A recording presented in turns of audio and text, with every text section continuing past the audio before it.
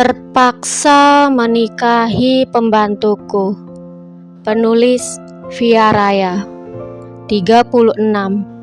Rumah sakit jiwa. Bagaimana ini, Pak?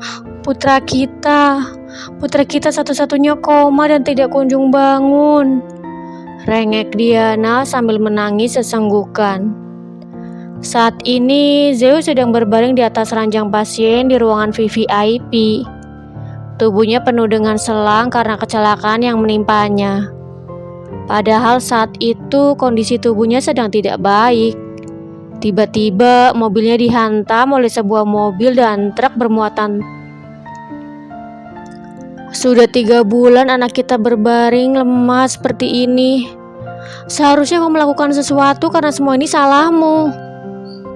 Diana mengguncang tubuh suaminya yang hanya diam.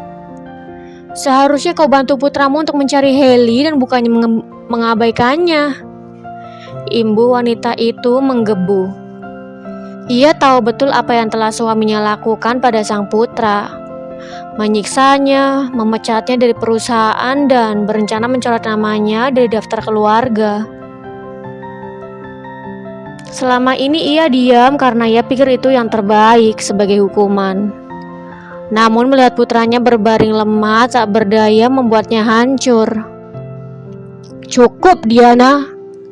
Ini rumah sakit dan kau mengganggu waktu istirahat Z. Sentak Asilas. Cari Heli. Kau ingat sebelum anak kita koma?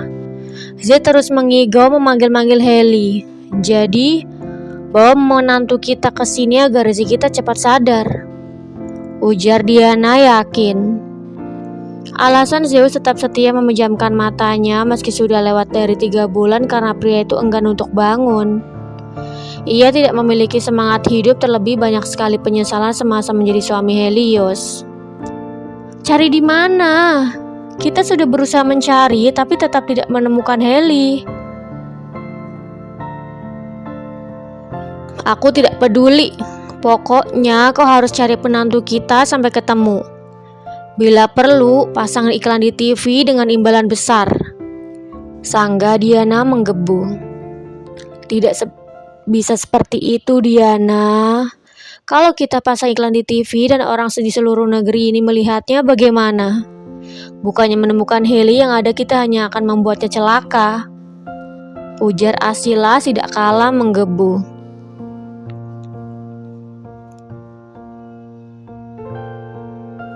Apa yang pria itu katakan memang benar. Semua orang di penjuru negeri akan mencari Helios. Di saat salah satu dari mereka ada yang menemukan wanita itu, orang-orang lainnya akan berebut dan membuat Helios terluka. Bahkan tidak hanya Helios seorang, melainkan banyak orang yang akan terluka. Lalu kita harus bagaimana? Tanya Diana frustasi. Kita sabar dulu saja. Papa sudah menyewa banyak detektif dan semua anak buah Papa juga sedang sibuk mencari. Jadi kita hanya perlu berdoa untuk kesembuhan putra kita dan menantu kita agar cepat ditemukan. Jelas Asilas. Baiklah. Diana mengangguk setuju.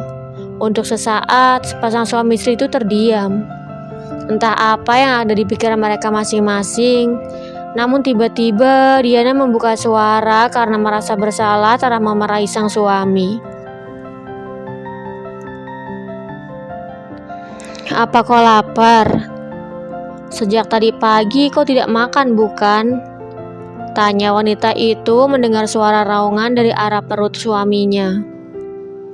Ya, sepertinya aku memang lapar. Ayo kita cari makan di luar. Saud Asila sambil beranjak berdiri dan mengulurkan tangannya. Selain dirinya yang belum makan sejak tadi pagi, sang istri pun sama. Bahkan ia tahu kalau selama 3 bulan ini Diana jarang sekali makan. Lihat saja, badan yang semula berisi kini menjadi kurus. Lalu bagaimana dengan Z? Mama tidak mau meninggalkan Z sendirian di sini. Tanya Diana sambil melirik putranya sendu. Sebentar lagi Nick akan segera sampai. Jadi kau tidak perlu khawatir, sangga Asilas. Bertepatan dengan Asilas dan Diana keluar, Nick datang. Pria itu langsung duduk di sisi Zeus dan mulai berbicara, meminta agar Zeus segera sadar dari komanya. Kalau bapak tidur terus seperti ini, lalu bagaimana dengan istri bapak? Kalau terlalu lama di sini, takutnya Ibu Heli direbut sama pengacara Aka. Nick berbicara seolah Helios sudah ditemukan. Ia sengaja ingin memancing emosi Zeus agar cepat sadar. Sayang sekali, sepertinya berbaring di sini lebih menyenangkan dibandingkan. Nick menghentikan kalimatnya melihat jemari Zeus bergerak. Pak, Anda sudah sadar?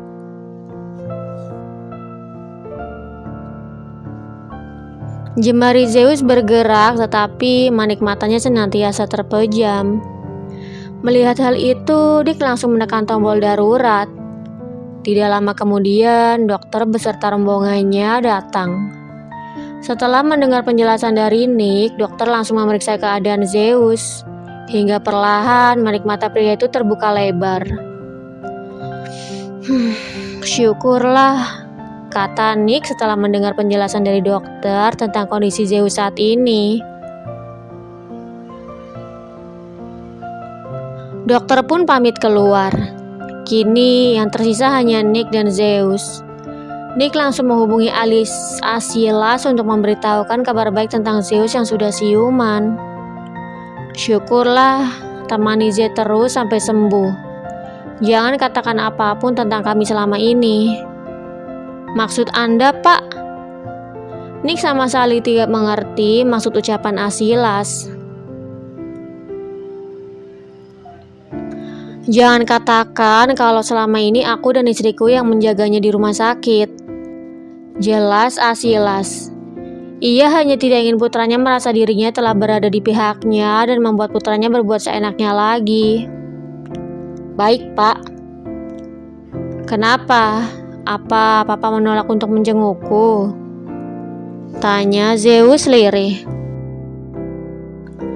Pria itu berbicara untuk yang pertama kali setelah sadar.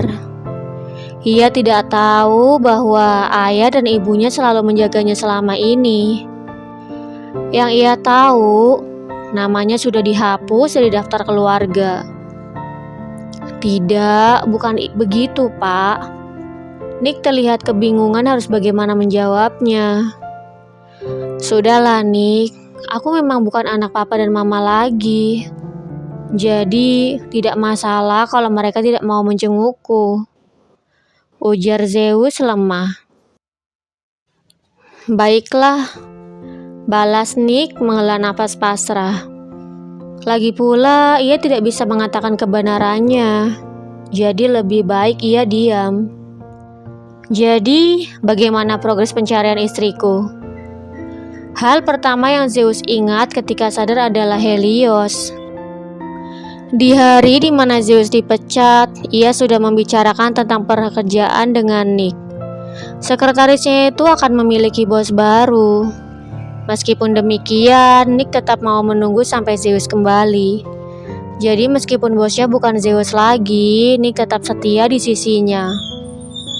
Maaf Pak, belum.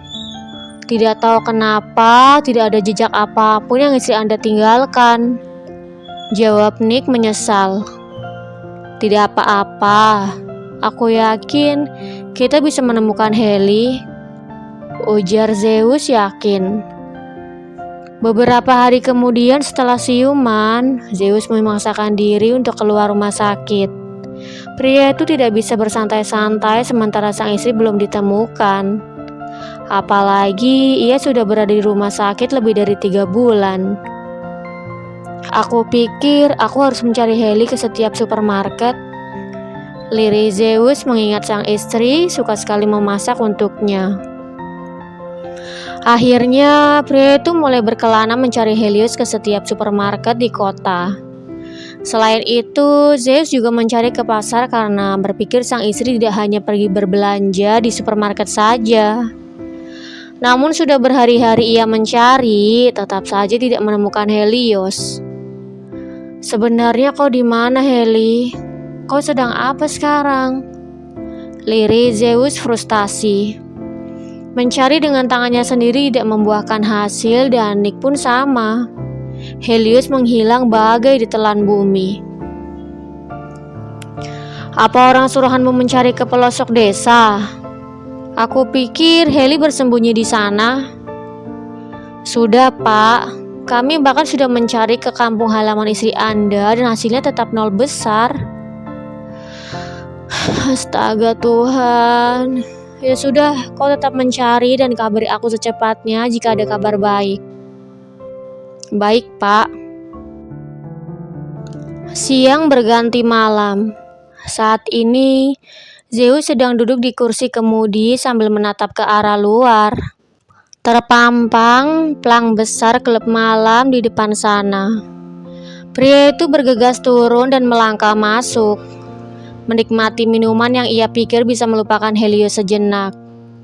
Namun sayangnya, bayang-bayang di mana ia menyiksa Helios terus berputar-putar di kepalanya. Sehingga tanpa sadar, Zeus membuat kerusuhan di klub malam itu.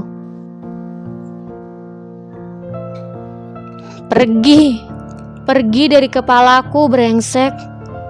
Teriak Zeus sambil menodongkan botol minum ke pengunjung lain. Kemudian ia melempar-lempar botol minuman itu hingga hancur. Sontak penghuni klub mulai berlarian ke sana kemari berusaha menyelamatkan diri. Saat ini klub benar-benar dalam keadaan kacau. Namun setelah membuat keributan, Zeus justru jatuh pingsan karena terlalu banyak menenggak minuman. Manajer klub terlihat sangat kebingungan antara melaporkan kejadian itu ke kantor polisi atau tidak. Hingga pada akhirnya ia memeriksa saku Zeus dan mengambil ponselnya, menghubungi nomor terakhir yang ada di daftar panggilan. Saya akan ke sana sekarang. Tidak lama setelah panggilan berakhir, mungkin sekitar 30 menit, Nick sudah datang. Pria itu menyelesaikan keributan dan banyak membayar uang ganti rugi. Setelah itu, membawa Zeus pulang ke rumahnya. Tidak berhenti di situ saja, Zeus kembali membuat ulah dengan merusak tubuhnya sendiri, mengonsumsi minum-minuman beralkohol setiap hari. Tidak pernah merawat diri dan waktunya dihabiskan untuk tidur juga minum-minum. Tidak pernah keluar dan selalu mengurung diri dengan menyaksikan video rekaman pengawas di mana gambar Helios terlihat. Kenapa senyummu manis sekali? Zeus tersenyum malu menatap Helios di layar laptop. Kemarilah, jangan takut. Mulai sekarang aku tidak akan menyakitimu lagi. Bahkan kau boleh membalas semua perbuatanku padamu dulu. Ayolah Heli, aku bilang kau tidak perlu takut. Bujuk Zeus sambil mengulurkan tangan. Tiba-tiba Zeus terbatuk. Lama-kelamaan batuknya mulai terasa sesak dan menyemburkan banyak darah. Sepersekian detik kemudian ia jatuh pingsan. Entah siapa yang menemukannya. Kini pria itu kembali dirawat di rumah sakit. Namun sayangnya, meski kondisi kesehatan fisiknya berangsur-angsur membaik, tetapi kondisi batinnya tidak. Terkadang Zeus akan berteriak, menangis dan tertawa. Hingga pada akhirnya pria itu dipindahkan ke rumah sakit jiwa. Bersambung. Jangan lupa untuk like, komen, share, subscribe, dan tekan tombol lonceng untuk mendapatkan notifikasi episode selanjutnya. Terima kasih.